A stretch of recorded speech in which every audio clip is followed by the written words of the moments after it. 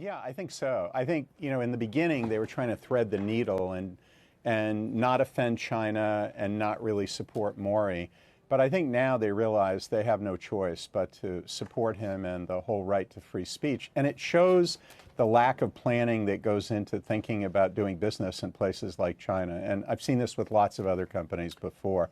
You have to be political. The initial NBA statement, Professor, said that it was, quote, regrettable that the tweet had deeply offended many of our friends and fans in China. And then it went on in, I guess I would say, very careful language to say that the league still stood for the ability of its employees to speak on issues of personal concern. So it wasn't as though they totally capitulated here, Paul, was it? No, they didn't. I mean, that's more than most companies would do. But you could see that they were trying to thread that needle, not really offend China, not really support him. And I think that's the worst place to be. I mean, either come out strong. And what's wrong with supporting freedom of speech, which is not really the only issue here, but it seems like something that should be easy for the NBA to do. So Mike, let me just turn to you. The NBA is not the only company that does business in China. Hundreds, maybe thousands of American companies do.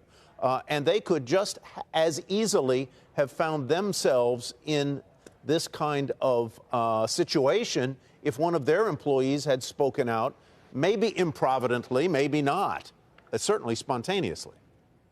Well, the NBA, having spent the last 20 years approximately developing their business in China, they know what topics are really taboo. I remember when I was an executive with General Motors and our sales in China topped our sales in North America.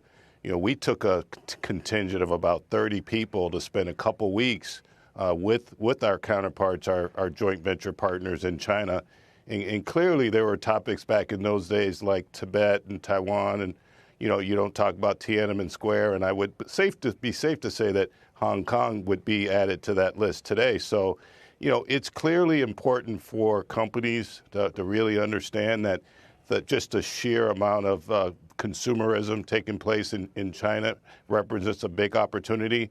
But the NBA is a lot more savvy, and unfortunately, Mr. Mori opened his mouth at the wrong time.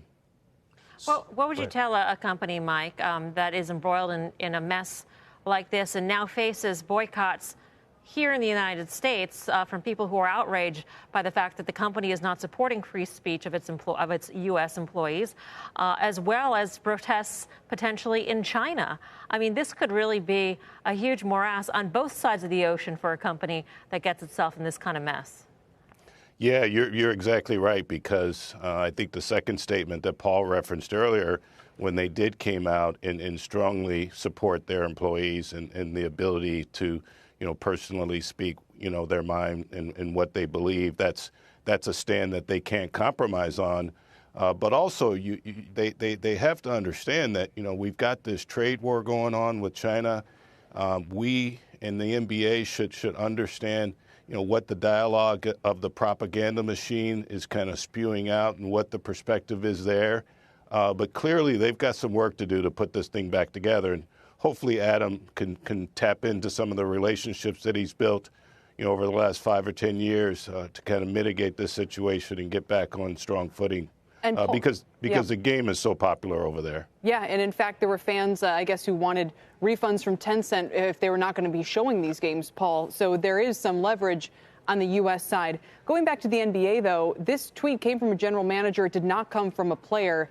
And I don't know if we're going to see any more tweets coming from players, if this is going to have the kind of groundswell that we saw with the NFL anthem protest, for example. These players, especially the most famous ones, do huge business. They do huge sneaker business in China. They are familiar with the market. They know it well. They might not, as many of them have said, they don't know. They don't want to, have to know the full sort of issue. But it doesn't sound like they're going to be continuing to speak out on this, right? Yeah, and that's really sad. I mean, the thing is, you should be able to call it as it is. And I think what we know that is going on is not something that most of these players would probably support. But on the other hand, they want to make a lot of money. And you have to think about what your values are and what you're willing to stand for. And I think for the most part, companies and a lot of individuals give lip service to freedom and freedom of speech, and then when push comes to shove, they do what's most expedient to make the money that is there in China. The NBA has an opportunity here because they have leverage, and they are a very successful operation that China would like. So they should take advantage of that. I really think they should do something to try to take advantage of it. All right.